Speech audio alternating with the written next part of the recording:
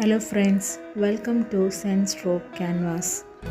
ഇന്ന് ഞാൻ പിൻട്രസ്റ്റിൽ കണ്ടൊരു ഇമേജാണ് കേട്ടോ വരച്ച് നോക്കാൻ പോകുന്നത്.